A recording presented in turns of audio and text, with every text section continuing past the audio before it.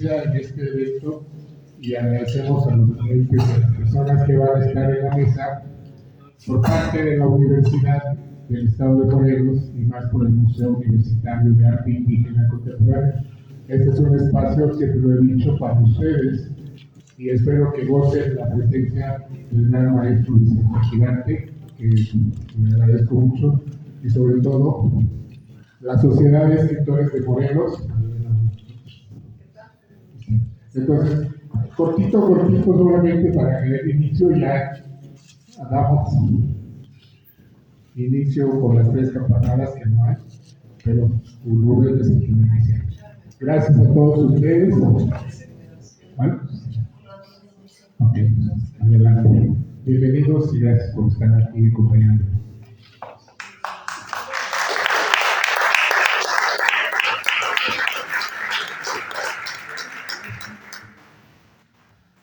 Bueno, pues muy buenas tardes a todos. ¿Sí me escuchan? Sí, ¿verdad? Sí. Muchas gracias a todos por su asistencia. Es un honor para nosotros, para la Sociedad de Escritores de Morelos, de la que casualmente soy presidente. Me gustaría, primero que nada, por supuesto, Rubén, perdón.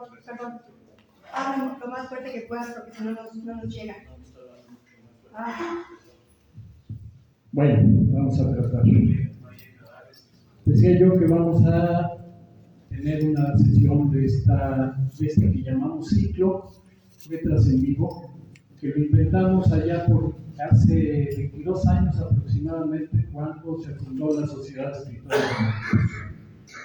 Lo vimos como un servicio social, el presentar escritores al público, pero yo siempre lo he visto más que como un servicio social, como un placer para mí, el tener siempre personas interesantes con nosotros.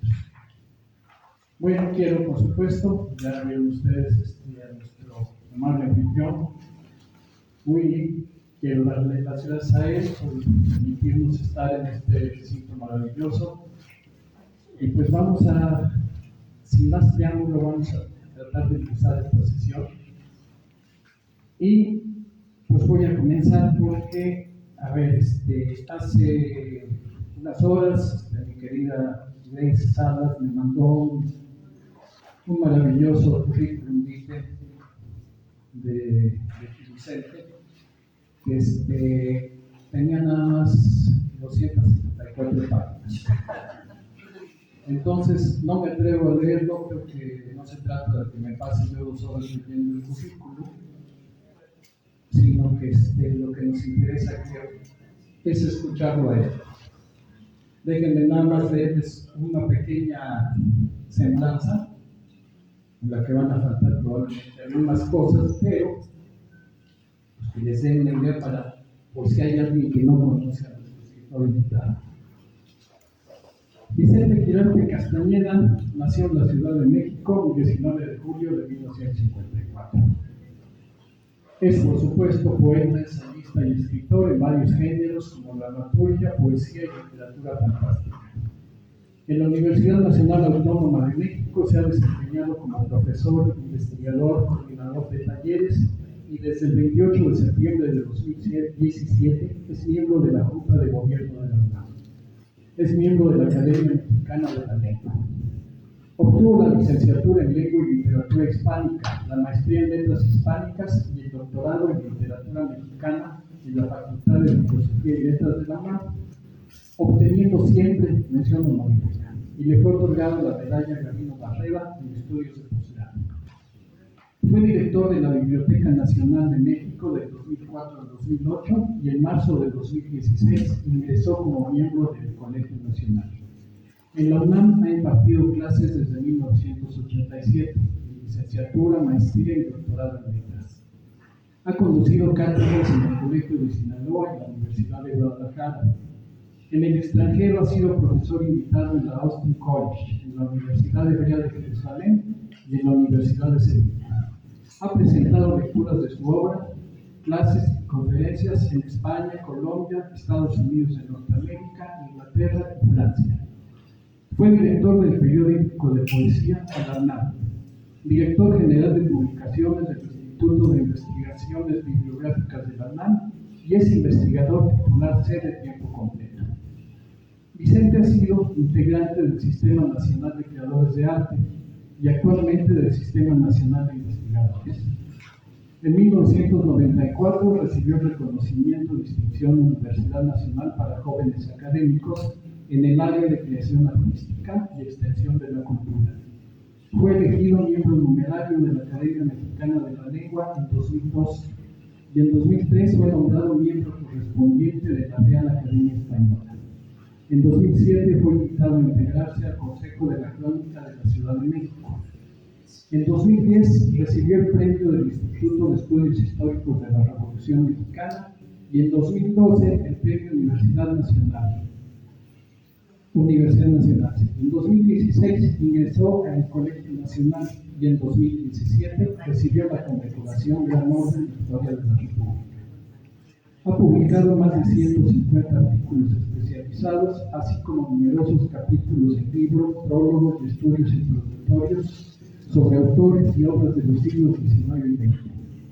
Es director de la colección Al siglo XIX, Ida y Regreso, editada por la Coordinación de Humanidades de la UNAM. Dirigió para el Consejo Nacional para la Cultura y las Artes, CONACULTA, la colección Suma Mexicana, y para el Instituto Mexiquense de Cultura, su colección de literatura de viajes. Su producción lírica comprende más de 20 títulos, publicados algunos en España, Colombia y Canadá. Su poesía, reunida hasta 1999, fue publicada por la UNAM en el año 2000. Su obra ha sido traducida al inglés, francés, alemán y portugués. Como dramaturgo, ha visto llevadas a escena obras suyas sobre hechos y personajes históricos y obtuvo el premio de dramaturgia Sergio Noguera. Ha publicado escritos literarios, ensayos y traducciones en revistas y otras publicaciones mexicanas, como son la Revista Mexicana de Cultura, Sábado, 1+1 y la Jornada Semanal.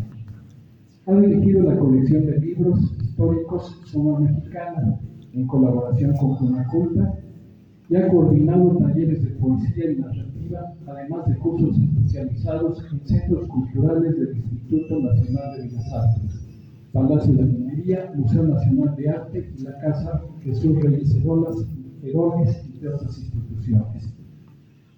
Adicionalmente, recientemente fue nombrado académico honorario de la Academia Nacional de Arquitectura, aunque no se diga que sobre literatura la hace.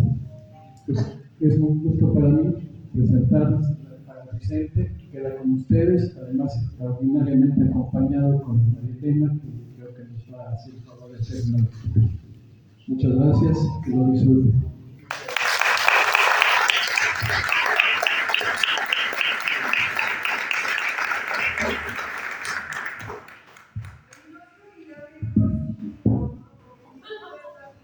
¿No me oyen? ¿No me escuchan? ¿Sí me escucha usted? Sin micrófono, peor. No, ¿más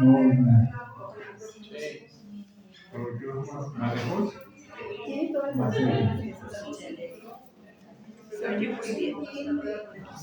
Me da mucho gusto ver tanta gente conocida, tantos amigos y nuevos amigos. Me da mucho gusto estar en este recinto, que forma parte de la Universidad Autónoma del Estado de Morelos.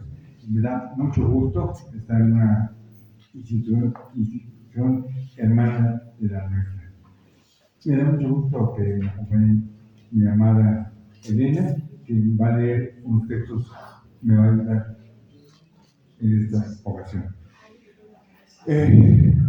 No sé por dónde comenzar. Podemos comenzar por leer un texto, quizá el primer texto que yo escribí, que es como una reflexión sobre lo que iba a ser el futuro de mi poesía. Es un texto que se llama Elogio de la calle. ¿Sí me escuchan hasta atrás? Elogio de la calle. Elogio de la calle. Salí del cine tras haber asesinado el crimen perfecto de la miseria entre sentir que todos los hombres son Charlotte y ver en todas las mujeres a Catherine Deneuve. Bueno, quizá la poesía envejece porque nadie de ustedes o pocos saben quién es Catherine Deneuve. En ese entonces, por supuesto, era la adoración de todos los adolescentes. Jugar a que los ojos son tijeras, recortar los negros edificios con recorte del cielo, desinflar las llantas a los Cadillac y esperar a su dueño enfurecido. Mientras deshojar poco a poco un libro de Walt Whitman sobre el río oscuro de la calle, ver sus hojas danzar con la basura del otoño, arrebatar a músicos ciegos y guitarras, hacer con todas ellas una pila y oír el concierto de cuerdas rotas y madera, arrojar por fin en el hotel fortuito nuestro ser fatigado de existencia y a punto de capitar músculos y párpados, amarte aún después de la montaña, aunque mañana al despertar otra vez nos preguntemos, aquí estamos, ciudad, ¿para qué diablos? Bueno, me da risa reflexionar este poema porque, como les digo, es el primer poema que yo publiqué, es de 1972, cuando entré a la facultad de letras, y en este poema ya aparecía la calle, la lluvia, la noche, todo lo que ha condicionado de alguna manera mi literatura. Me río de cuando digo arrojar por mí en el hotel Fortuito, ni siquiera conociendo a él. O sea, eso es pero por supuesto uno es adolescente y entonces en su adolescencia uno es audaz y piensa que todo es posible. Voy a leer unos poemas breves. Este titulado Plaza Mayor.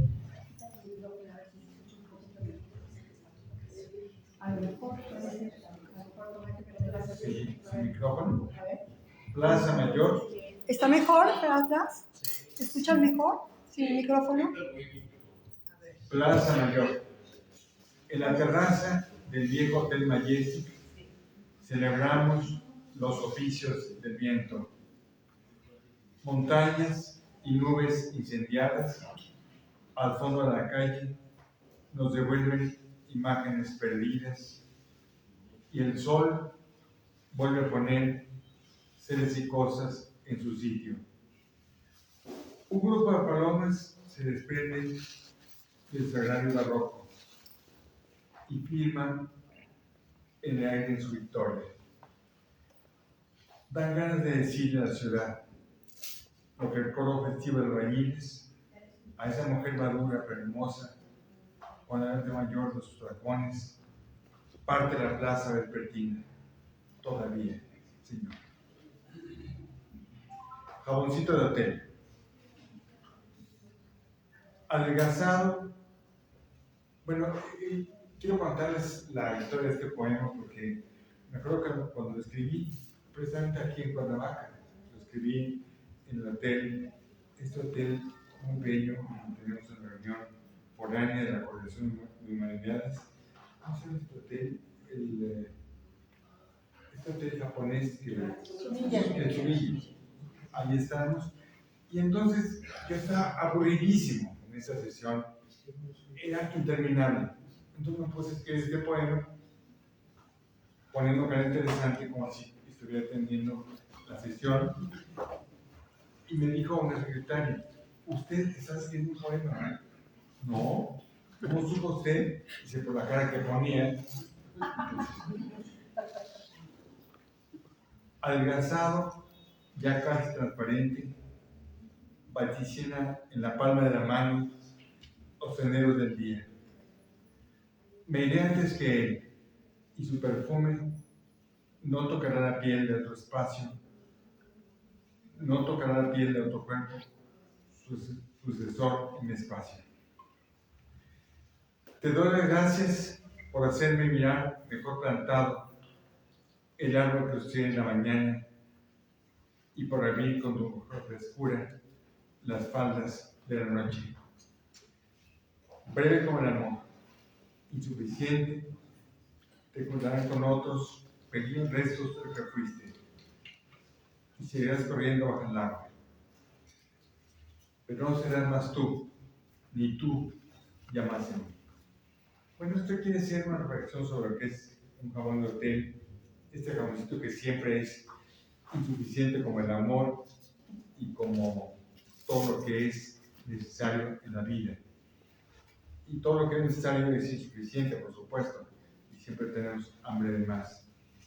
Estos poemas breves son parte de un libro, después les voy a hablar de este libro, que yo escribí, este libro, del cual solo se hicieron 12 ejemplares. ¿12? 12 ejemplares. 12 ejemplares. Y bueno, yo les hice estos poemas porque los dibujos de Luis Enríquez me llevaron a él, pero después les voy a leer algunos. Por ahora quiero compartir con ustedes un cuento que está en el libro Un paraguas y una máquina de coser. Elena me va a hacer favor de leer uno de ellos. A ver, entonces, con micrófonos o micrófonos. Ya que Checa a ver tu voz, que a lo mejor es más fuerte. Y pregunta si se escucha. A ver si me escuchan. Perfecto. Buenas tardes, prueba de sonido. A ver, Alfredo, ¿qué tal? ¿Se Creo que no escucha? suena el ¿Bien? ¿Se oye bien? ¿Sí? Bueno, el cuento se llama Dama en Nueva York y lo escribió una mujer, así que por eso Vicente pensó que podría yo acompañarlo en esta lectura. Nueva York, 21 de marzo de 1865. A ver si adivina quién es. Señor Presidente de la República, don Benito Juárez, Chihuahua, México. Mi estimado Juárez, te escribo esta carta como si fuera un parte militar donde un general de la República te comunica una victoria. Esto es para alegrarte y estar contigo este cumpleaños tuyo, donde me tienes tan lejos y yo tan cerca. El día de ayer, Matías Romero nos dijo que aumentan los rumores sobre el regreso a México de nuestros soldados y oficiales expatriados a Francia luego de la caída de Puebla. Hoy esperaba la confirmación del general Gregorio Méndez desde Tabasco. Si es verdad la noticia como espero, será el mejor regalo de cumpleaños que puedan hacerte. Te lo mereces, Benito, por la asistencia que no has dejado de darles a esos pobres tan lejos de su tierra, de su gente y de su lengua. Romero me enseñó un par de fotografías que esos soldados se hicieron en un estudio de Francia. Ahí los tienes, enflaquecidos pero orgullosos de no haber firmado la carta donde Bazin quería obligarlos a no volver a tomar las armas para defendernos como deben defendernos los hombres. Con esta misma fecha recibirás otra carta donde te comunico las nuevas en la forma organizada y económica a que parecen obligarnos estos tiempos difíciles.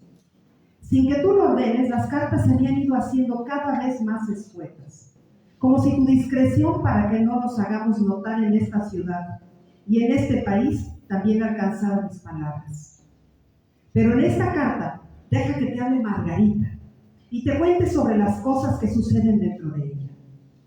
Recibo noticias de nuestros descalabros y nuestros pequeños avances, grandes si consideramos que todo está contra nosotros. Entonces, me alegro como mexicana y como esposa tuya, porque esas victorias no serían posibles si no encontráramos fuerza en tu constancia. Aunque me regañes, no puedo evitar leer varias veces las cartas que le envías a nuestro hijo Salta. Por ellas me entero de las frases elogiosas que te dedicó Altamirano. Me las sé de memoria, no solo por su belleza, sino por su exactitud. No son como las salamerías bien intencionadas de Guillermo Prieto, que te molestan tanto, sino una exigencia que Altamirano y los hombres leales a la República se imponen porque tú das el primer ejemplo. Y se abren comillas. Más fácil es que la tierra se salga de su eje, que ese hombre se salga de la república. Ese hombre no es un hombre, es el deber hecho carne. Yo no sé cómo se llama la línea de tierra que ocupa en este momento, pero él está en la república. Piensa en la república, trabaja por la república y morirá en la república. Y si un rincón quedara solo en la patria, en ese jirón estaría uno seguro de hallar al presidente. Se cierran las comillas. No puedo decir en voz baja estas palabras, ni recordarlas sin que me traicione el sentimiento. La otra tarde, mientras compraba unos panes con tus hijas en la avenida Broadway, en una tienda de judíos, el muchacho que nos atendía nos escuchó hablar y en su difícil español nos preguntó si éramos mexicanas. Cuando le contestamos que sí, redobló sus atenciones y nos enseñó un periódico donde se hablaba de la resistencia de México frente a la intervención francesa. Agregó con el puño levantado que debía ser un orgullo tener la misma nacionalidad que el gran patriota Juárez. Nos preguntó si lo conocíamos y le dijimos que sí, pero sin más explicaciones dijimos gracias, dimos media vuelta y huimos de ese homenaje que nos dio tanto gusto como susto. Y eso está bien y está mal, pero ni modo.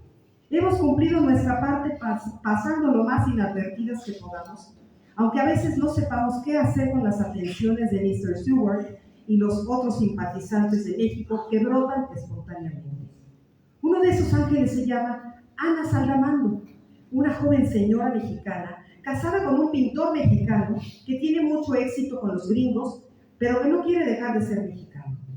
Me gustó que en una recepción en la casa de Mr. Stewart, don Roberto se indignara cuando un invitado quiso llamarlo Bob. A pesar de ser tan jóvenes, doña Ana y don Roberto vienen a verme o me invitan a caminar por esa ciudad que conocen tan bien.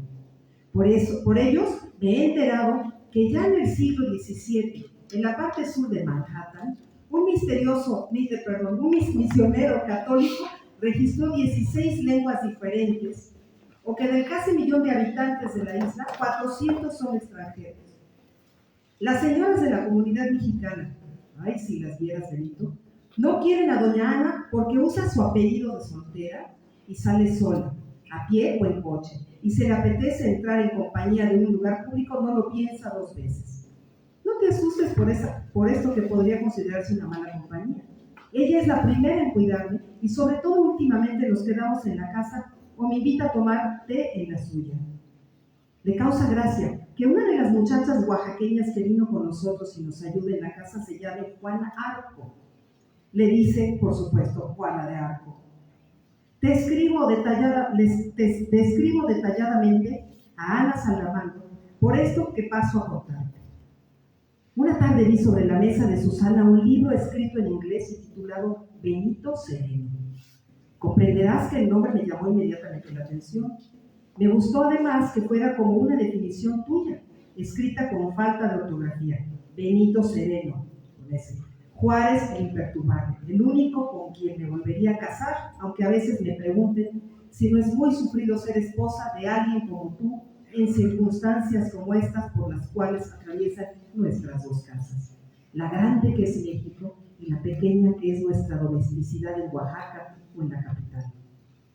Ana Saldamando me dijo que Benito Sereno, no sé, era una novela del señor Herman Melville, famoso por haber escrito antes una novela sobre la Casa de la Ballena. Me ofreció prestarme el libro sobre su casi tocayo, pero le dije que no leía inglés tan elevado.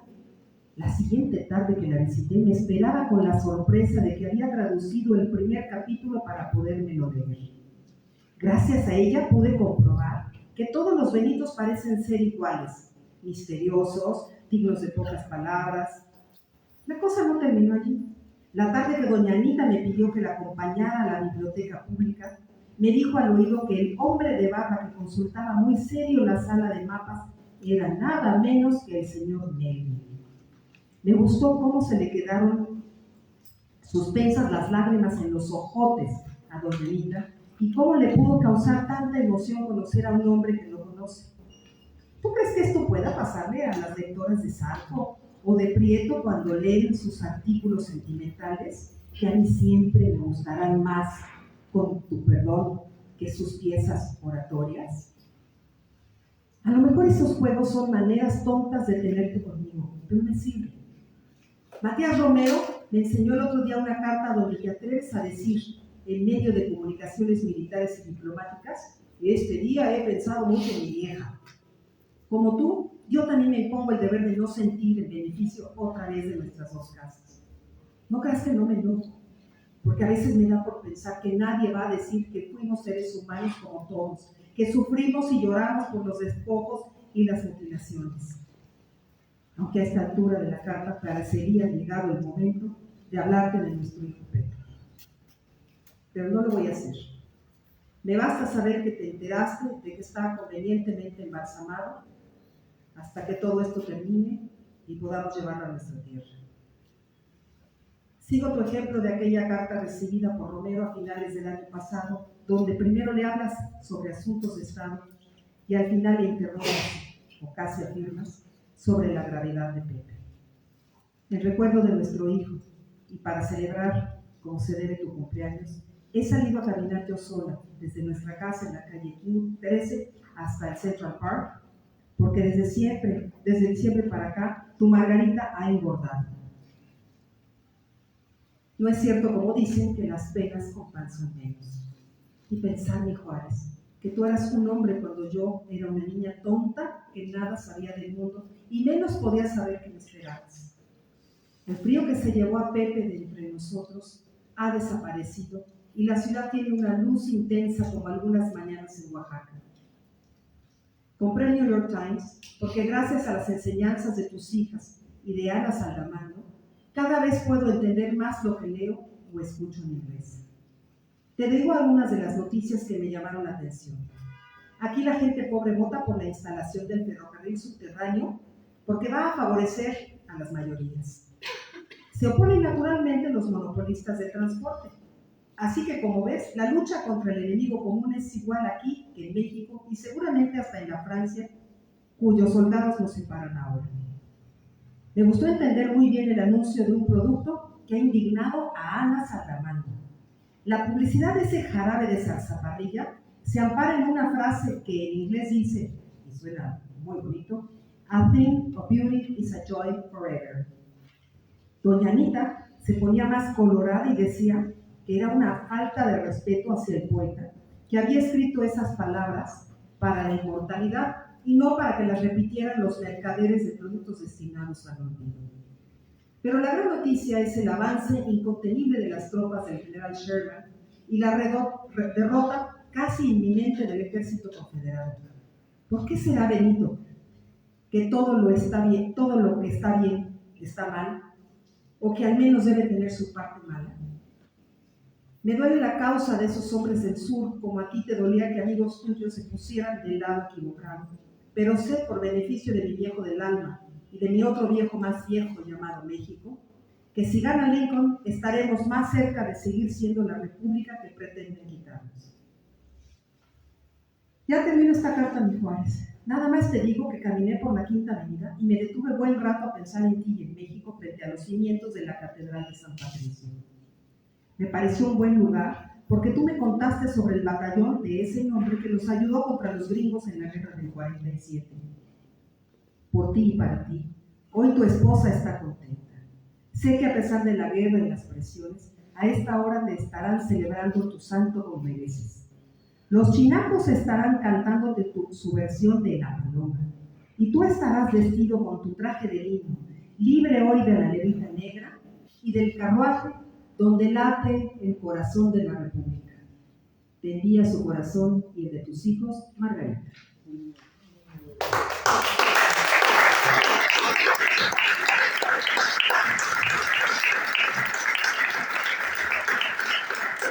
Muchas gracias a Elena por la lectura maravillosa. Este libro precisamente habla de lo que dice Gómez de la Serna, las superhistorias, y dice lo siguiente: se mezcla lo que no sucedió, que quiere mezclarse con lo que sucedió por una ley de conversación. O sea, este texto que leyó Elena, tiene que ver con la realidad, lo que pasó y también lo que no pasó. Por supuesto que el texto está inventado, pero también hay elementos reales. Traté de imitar el estilo de Margarita en lo que pude, el vocabulario, las frases, el ritmo, en fin. Y todo el libro está lleno de estas historias que pueden haber sido reales o no, pero decía José María Pacheco que estas historias eran de la vida irreal, porque pueden ser, nadie puede negar que existieron.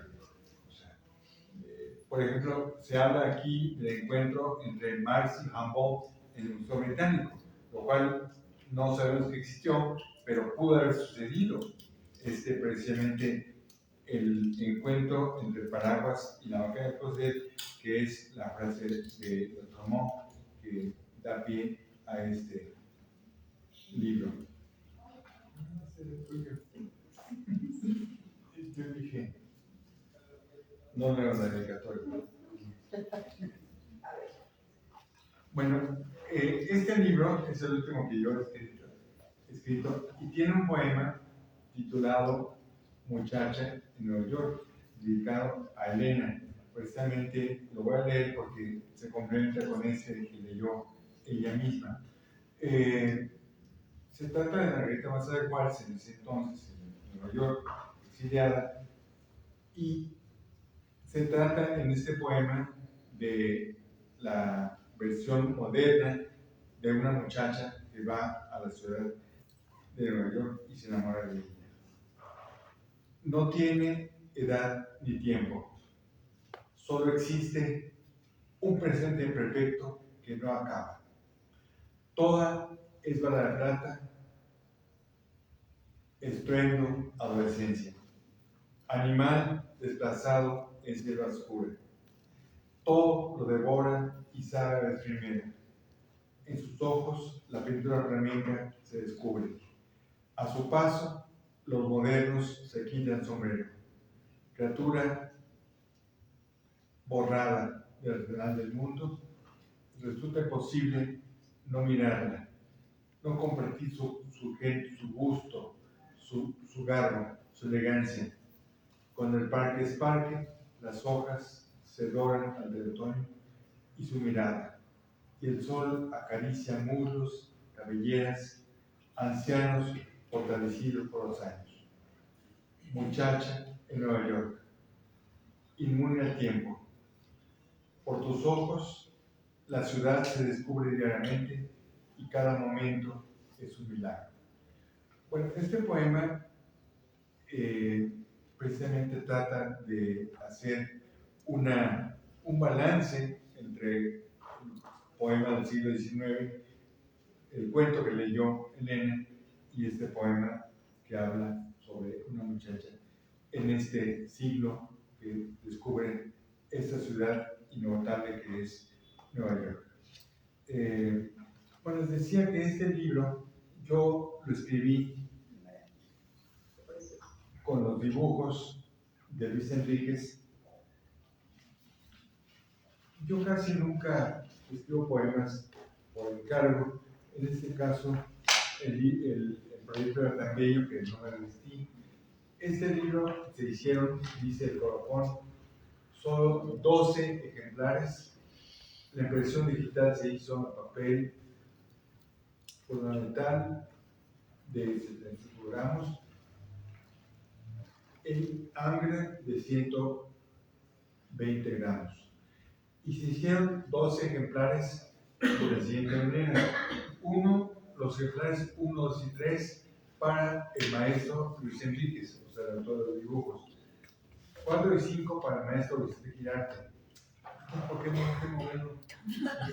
¿Dónde es el otro? 4 y 5. 6 y 7 para la senadora Mónica Zacarías. 8 para el maestro Rubén Moreno Antuño. Él hizo, precisamente, el libro se llama Armados, porque lleva un epígrafe de él que quiero leer en esta ocasión, porque se cumplen 100 años de su nacimiento, el próximo 12 de noviembre. Y dice así, el final de su poema. Para los que quieren mover el mundo con su corazón solitario, los que por calles se fatiguen caminando, claros de pensamientos, para los que sí pisan sus fracasos y siguen, para los que sufren porque no se dan a conciencia, porque no serán consolados, los que no tendrán, los que pueden escuchar, para los que están armados, escribo. Y el libro se llama Armados porque creo, en mi lectura, considero que Rubén Bonifaz quiso decir que los que están armados no tienen nada y tienen por eso todo, o sea, están armados de todo. Y uno de ellos es sobre Max Schreck, el actor de El vampiro, de la película inicial de Murnau.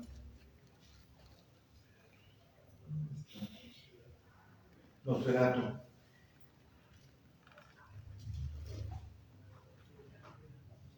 Sí, voy a hablar de vampiro en esta ocasión ahora. Bueno, en la presentación generosa que se hizo al principio, se dijo que yo frecuentaba la literatura fantástica. Y en efecto, el vampiro es uno de mis personajes predilectos. Aquí está. Me llamo Max Schreck. Aquí está el dibujo de Max Schreck. Me llamo Max Schreck. Horror en mi lengua nativa, semejante a la palabra que designa esta remota primera emoción del hombre ante la noche. Soy la noche, la provoca mi aliento y el humo antecede mi presencia. Lo inoculo en pupilas durmientes, alegreto caballas, ansias y desbarranca sueños. Conozco el nombre, maduro el cuerpo al horror. Me escondo de mí mismo y el consuelo es no poder mirarme en el espejo, sí en pupilas ajenas, donde encuentro una atroz revelación. El horror es fascinante y provoca un placer insospechado. ¿Por qué me gustan tanto los vampiros? Por una razón, porque el vampiro no muere, tampoco el deseo y el amor permanece. Por eso este poema se llama El ojo del vampiro y tiene que ver con, ustedes cambien la palabra vampiro y pongan el deseo o amor y viene a ser lo mismo. Dice el poema, tiene un epígrafe de Hodder que dice no tocarse sin un guante, no acercarse sin una máscara. Nathaniel Hodder. ¿Para qué perseguirlo? Clavarle una estaca de madera, condenar de antemano su apetito, lamentar su presencia en nuestra vida. El vampiro no pasa si nosotros no abrimos la ventana. Escucha su canción no solo desde el páramo o el bosque, en el agua turquesa de los trópicos, en los cuartos de hoteles, en la tela del oro del mercado, donde quiera que el hombre necesita el brillo de su cuerpo y reconoce el marfil del vampiro en su garganta. Inocencia del vampiro. Le decimos que es cruel cuando nos hiere, invocamos a Dios cuando el diluvio que nuestra propia sangre ha conjurado mantiene a la deriva hasta los muebles, a pesar de las leyes y de Newton. El vampiro es tan bello que el azogue se niega a reflejarlo. Si su nombre te alcanza, olvidarán tu nombre en los espejos, pero le das un eco en la hermosura de quien has elegido como doble. Quisiera amar la luz, pero ella sabe que el amor sabe a sombra perseguida, al vaído final de los mercados, a todo lo que termina en el arrebato. Ábrele tu ventana. Cuando pruebes su vino, sentirás que la vida se prolonga y el agua de sus copas es de vidrio. Acepta sus mentiras. Nunca estarás más vivo que en sus brazos. Bueno, el poema está formado por 8 fragmentos, este es el primero, y en él creo que se resume lo que el vampiro es para mí. Un ser que no muere y por lo tanto está condenado a la vida eterna, a la existencia eterna, porque finalmente la vida eterna es un atributo solo de Dios. Precisamente don Agustín Carmet, un padre dominico, hizo un libro donde hace la diferencia entre la vida eterna y la existencia eterna, que es promesa del vampiro, la existencia eterna, no la vida eterna. Porque finalmente cuando somos vampiros no somos plenamente. Todo el mundo sabe cómo destruir un vampiro. Precisamente decía el gran Jorge Goya que es increíble que todos sepamos lo que es un vampiro y no sepamos lo que son los otomís, cuando los otomís sí existen.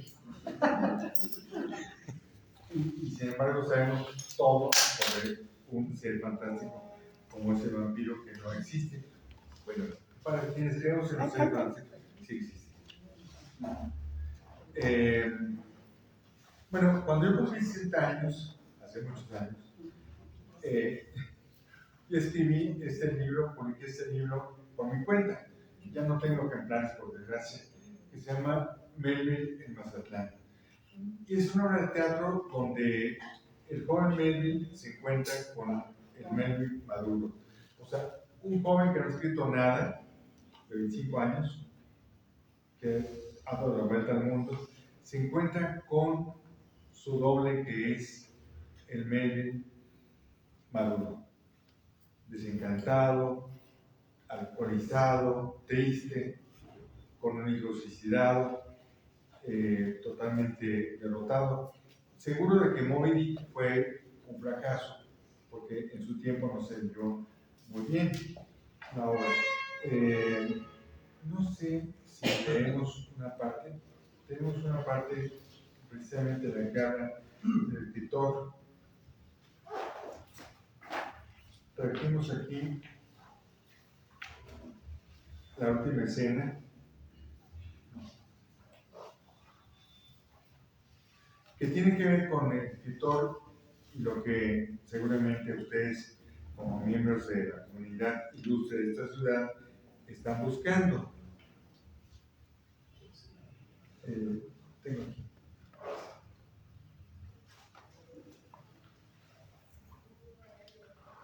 Gracias.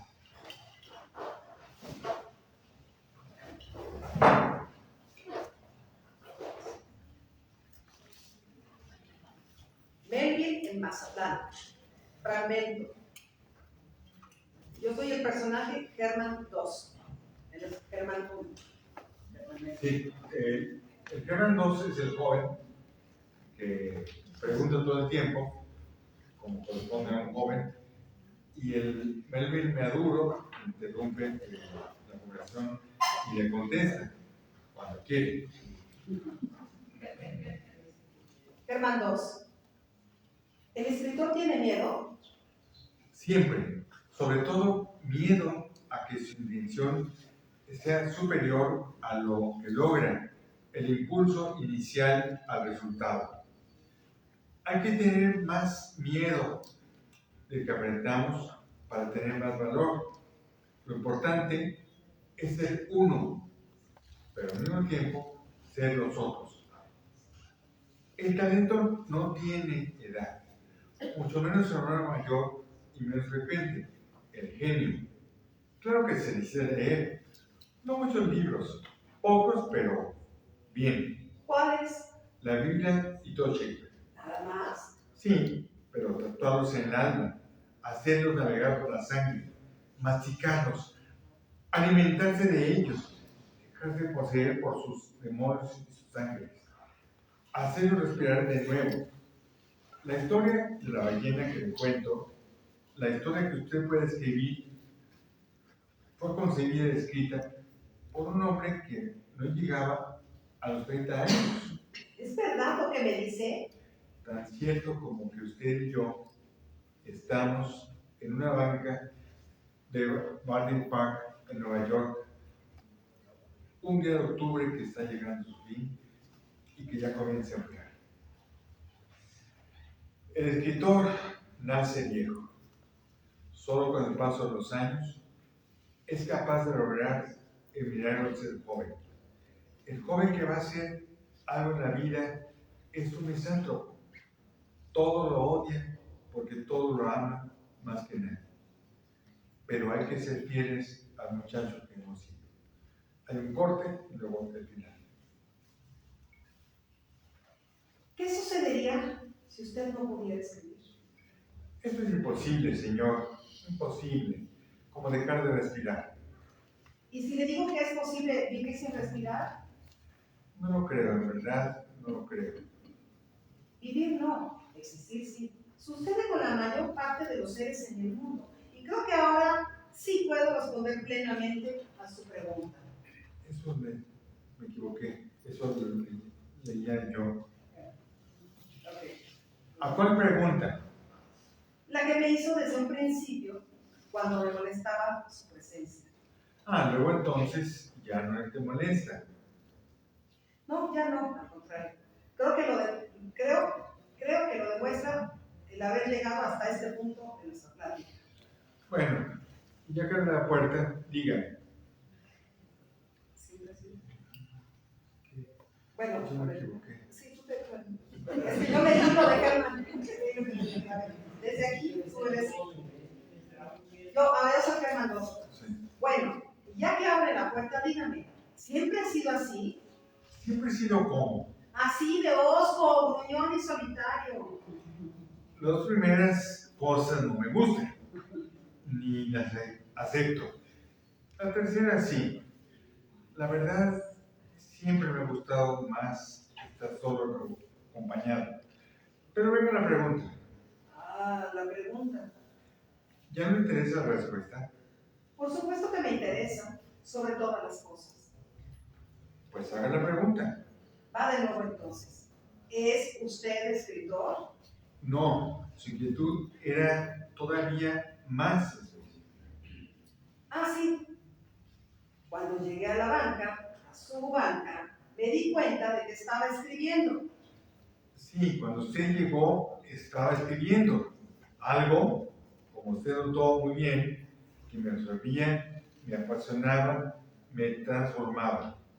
Luego entonces, si estaba escribiendo de esa forma, ¿es usted escritor? No, no soy escritor. Estamos otra vez como al principio. ¿Me puede decir qué escribía?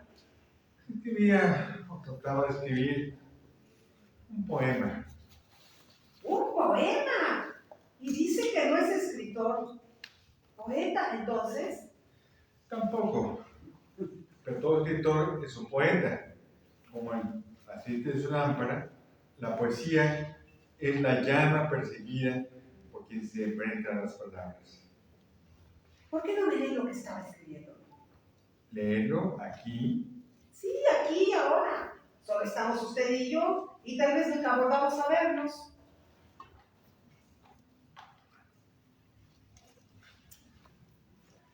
La llave corre el peligro de perderse, en ambos sentidos. Por fortuna y por desgracia, alguien que no es usted puede encontrarla. ¿Me salté? Sí.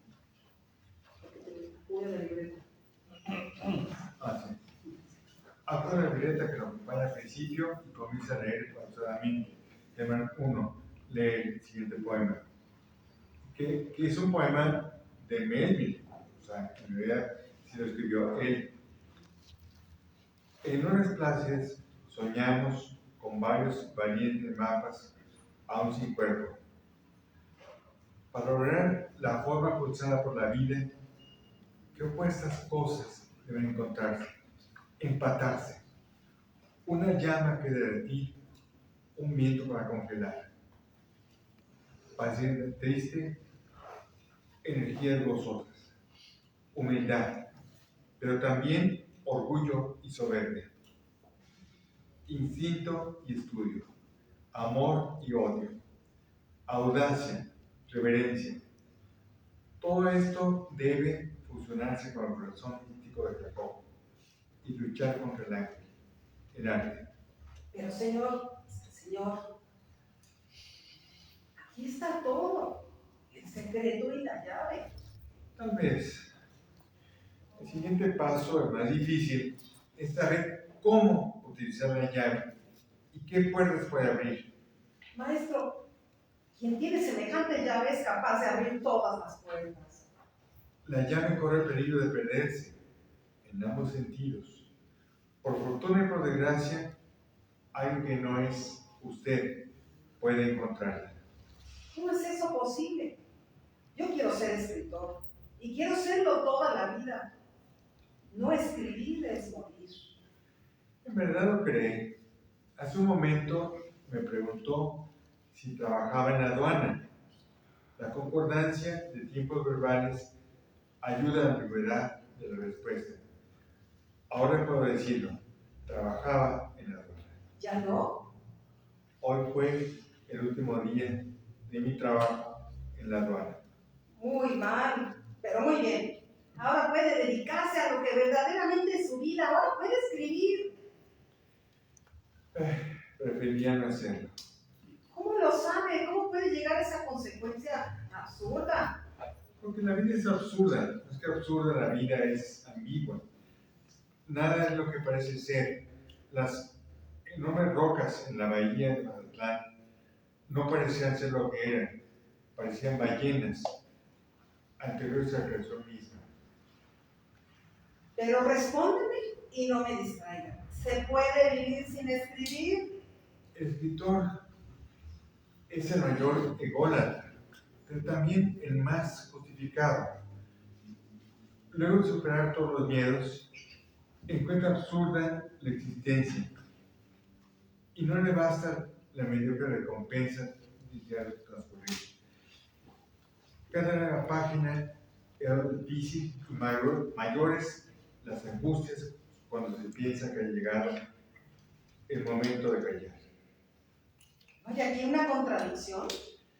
Cuando en verdad se es escritor y se llega a conocer los secretos del oficio, se abrevia la distancia entre lo pensado y lo escrito, entre el relámpago del hallazgo y su traducción a la página, entre la súbita metáfora que proclama su glorioso nacimiento y su transformación en palabras que vulneren la valor flexible del lenguaje.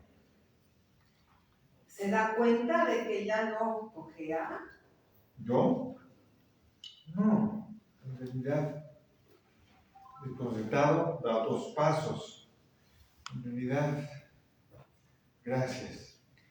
Se siente en la banca, en una postura más joven que al principio de la obra. Pausa larga.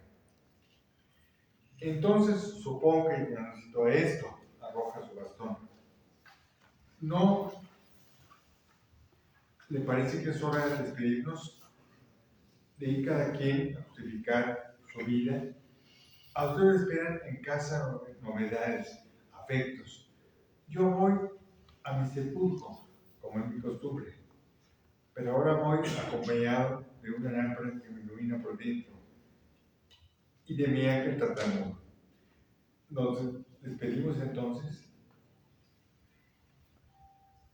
Sin extenderle la mano lo mira lentamente. Preferiría no hacerlo. Germán uno lo mira con curiosidad abierta, luego con asombro. Llegó la hora entonces. Tarde o temprano llega. Una cosa quiero preguntar.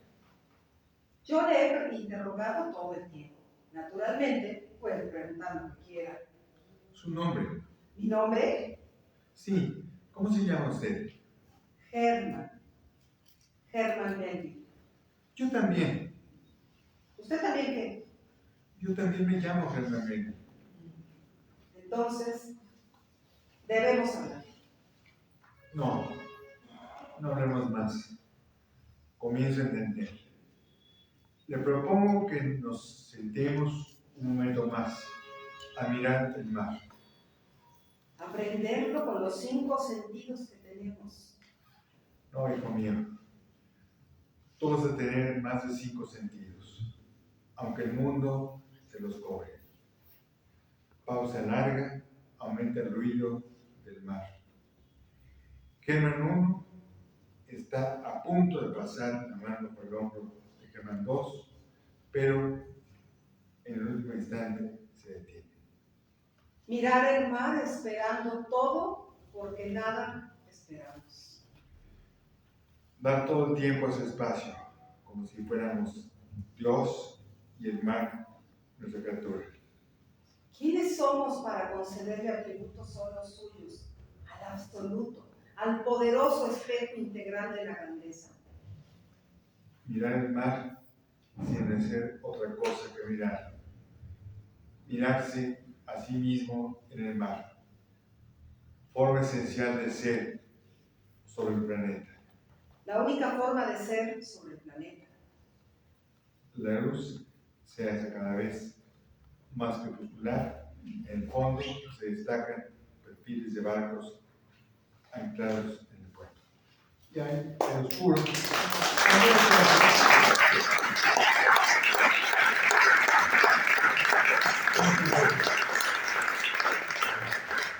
El teatro se me ocurrió porque cuando leí la biografía de Diane Lord Robertson, declara que el barco de Melvin estuvo 22 días frente a las costas de Mazatlán. En ese entonces él no bajaba del barco porque la circunstancia de que estuvo 22 días fue porque se estaban acuñando monedas de plata que todavía no estaban listas. Y Melvin no bajó del barco, supuestamente, pero los mazatlecos le dicen a uno: aquí está su cerveza Pacífico, ni siquiera había Pacífico en ese entonces, la cerveza no existía. Pero no hay nada que convenza a los mazatlecos de que Melvin no estuvo allí. Incluso hay un hotel que se llama The Melville, pero es un hotel hechizo, no tiene que ver con el paso de Melville por Mazatlán. En la obra de teatro sí baja del barco y explora la ciudad, se entera, entra en contacto con ella, en fin. Pero lo importante es el diálogo que sostienen estos dos personajes.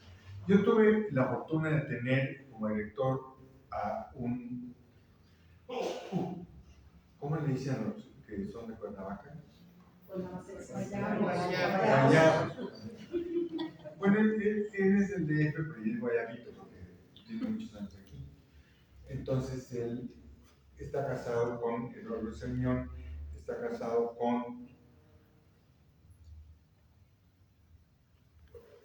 Lineal Mercenero Pomeroy, y es mi director de cabecera. Él ha montado mis obras de teatro, tanto lo que escribió Oscar Wilde, como escribió para Mary Shelley y Melvin Mazatlán.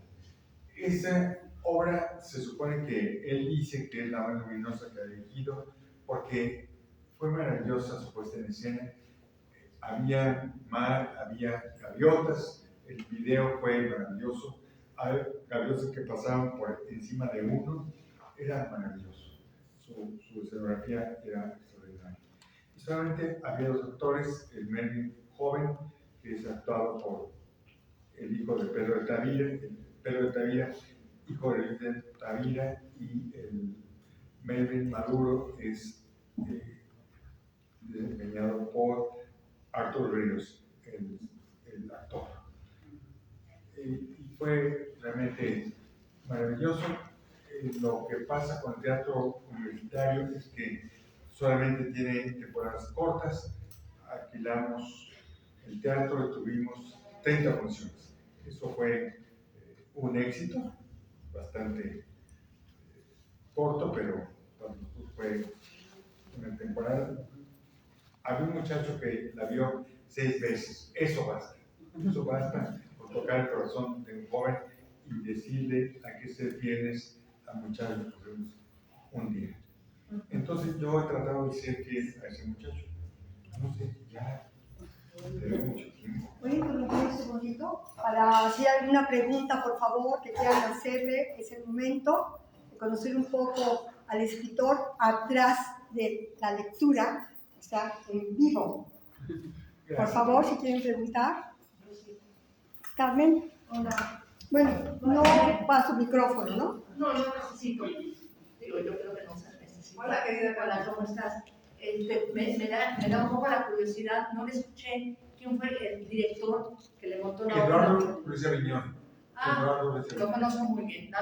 El vampiro de la universidad. Así le decían. Ya me dijo una obra en algo. Con respecto a la dirección, hablando de teatro, si pensamos en el sí mágico de Stanislavski, hoy en día, si algún director estuviera aquí con usted, ¿a quién escogería para una de sus obras? A Eduardo. ¿Al lado? Sí, Pero ya de las nuevas generaciones, ¿por qué lado? Quizá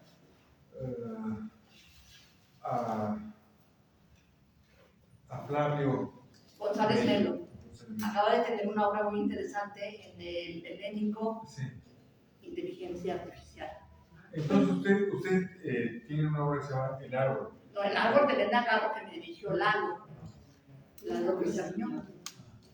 Muy bien, no, pues la felicito. Cuando llegó Elena Garro, que la manda a traer Fernando de Ita, pues sí tuvimos el privilegio, mi compañía, de presentar El Árbol frente a Elena Garro después de, creo que 20, 30 años de ausencia.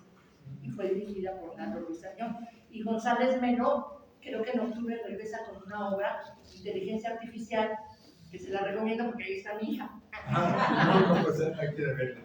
Sí, No, vale la pena. yo Vale le la veo pena. mucho a él, sobre todo porque él hace teatro histórico, ¿no? Sí, no, es un gran director. Muy bien. Bien, pues era el sí mágico que se me antojó por el Qué bueno. La obra de teatro, bueno, usted como gente de teatro sabe que ninguna representación es igual que la otra. Claro. Yo de hecho al final de este libro pongo las hojas de un cuaderno de bitácora. Entonces hablo de cómo hice la obra, cómo fue, cómo surgió. Y surgió en Mazatlán porque yo vi las peñas, los peñas, y se ha conjeturado que Melville había observado esas peñas y se ha recorrido la idea de la ballena blanca al ver esas peñas. Eso es conjetural. Pablo. Sí. Primero que nada, bienvenido a Cuernavaca. Es un placer tenerte aquí, Vicente. Nos hizo favor de invitarnos a mi esposa y a mí, Graciela, nuestra querida Graciela, amiga nuestra de hace unas 2 décadas que venimos a vivir a esta ciudad que ejerce un imán para muchos artistas, para mucha gente que hemos vivido de la literatura, de la cultura, de la poesía y del teatro. Ahora que mencionas y que leyeron Melville en Mazatlán, resulta que yo soy sobrino de nuestro recién fallecido actor Ignacio López Tarso. Ah, mira. ¿Sí? Sí, y pues me da un gusto enorme porque precisamente en el 2019 en la M. Ponce no pude estar en esa lectura que hizo mi primo Juan Ignacio Aranda con mi tío Ignacio. Conozco la obra, sé de la obra y me da mucho gusto porque le comentaba cuando llegué aquí a esta presentación tuya, hace aproximadamente 25 años una amiga nuestra mutua nos invitó a hacer lecturas de poesía callejeras y estuvimos en varias calles de la colonia Condesa haciendo lecturas en la banqueta, invitando a la comunidad. Durante 20 años hice como trabajo la promotoría de la poesía en centros penitenciarios, en escuelas, en universidades. Y para los que sabemos lo que es la influencia de la palabra en los seres humanos, pues nos da muchísimo gusto que hayas venido. Me hiciste recordar a mi tío que ahí estuvimos con él acompañándolo en Bellas Artes en su última morada física, aunque sé que va a permanecer en la memoria de todos los mexicanos y de muchísimo público en habla hispana. Y para mí fue un honor el haber sido familiar de esa persona, y ahora precisamente con mi primo Juan Ignacio estamos montando un futuro programa de poesía. Entonces me da mucho gusto que hayas venido y que hayas mencionado la obra y que eso haya servido de pie para mí de recordar a mi tío Ignacio. Bueno, don Ignacio López Tarso iba a hacer la obra con su hijo, Con Juan Ignacio. y lo cual resultaba muy bien porque habla igual. Así es. Es muy timbre de voz. Sí. Pero finalmente no se hizo, pero me asombró, don Ignacio sabía los parlamentos de memoria, o sea, tiene una memoria privilegiada. Sí, era impresionante. Todavía el 15 de enero de este año, que cumplió 98 años, que le hablé por teléfono, porque aparte era mi padrino, y me decía, qué gusto, hijo, ¿cómo estás? Bien, tío. Aquí sigo encabronado sin poder hacer teatro ya en un escenario, ya me harté de hacer teatro en internet. Y tenía la idea de seguir haciendo, ¿no?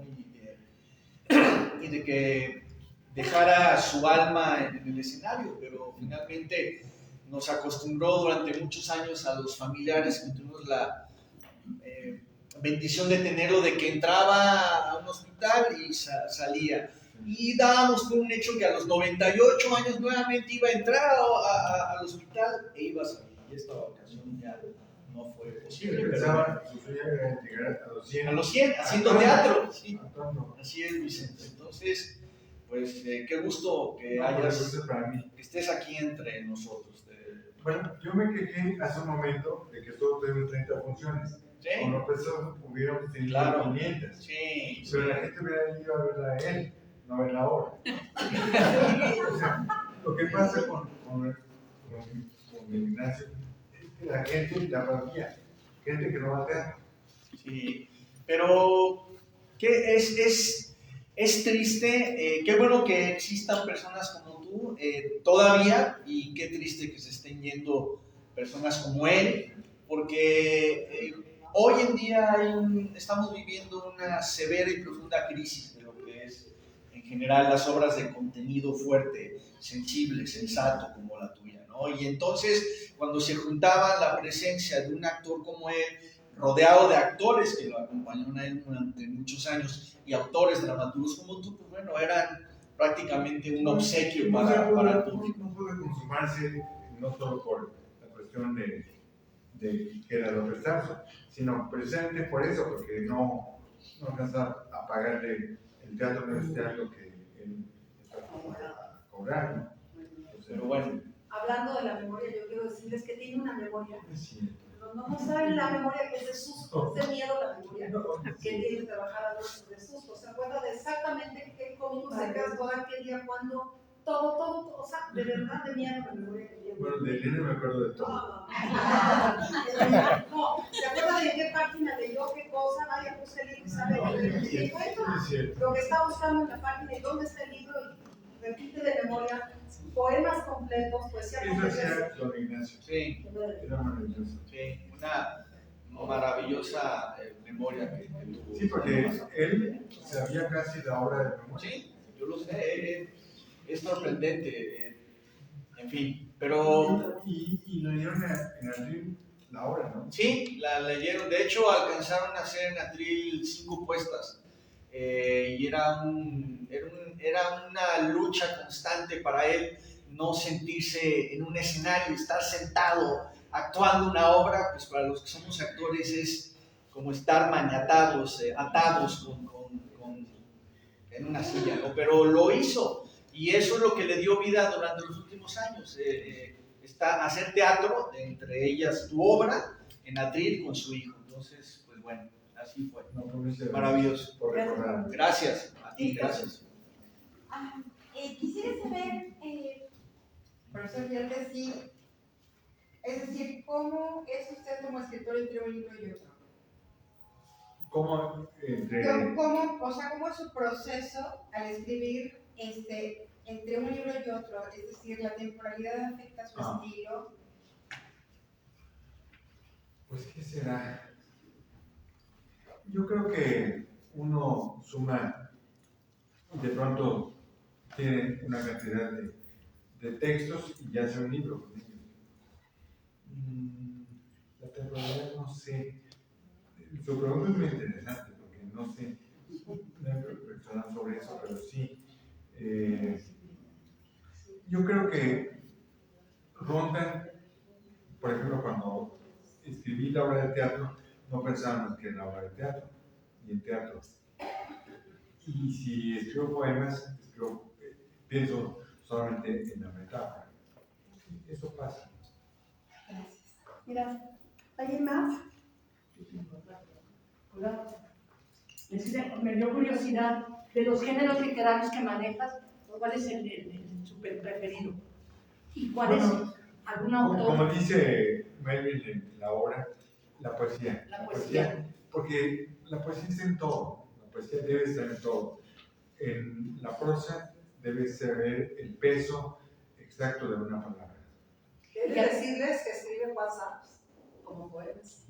Hasta sus WhatsApps valen la pena, son una cosa asombrosa. Sí. ¿Y algún poeta, algún autor que sea así de tu guía, tu influencia, tu predilecto? Pues Yo no, varios. Muchos, quizá en su momento Neruda fue importantísimo, Rimbaud, Baudelaire, Cernuda, Gilbert Owen. ¿Y la poesía joven, cómo ves la poesía joven hoy en día? La poesía mexicana es maravillosa. O sea, es un orgullo tan grande como la música o como la pintura mural. Es extraordinario. Sí, la poesía joven es maravillosa. Yo pienso en Bárbara Valera, en Miriam Moscona, que es nuestra joven, pero sí, joven. Karen Villera. Gracias. Bueno, si no hay más preguntas, entonces, pues muchas gracias por acompañarnos en nombre de la Sociedad de Escritores. Y aquí nuestro presidente va a dar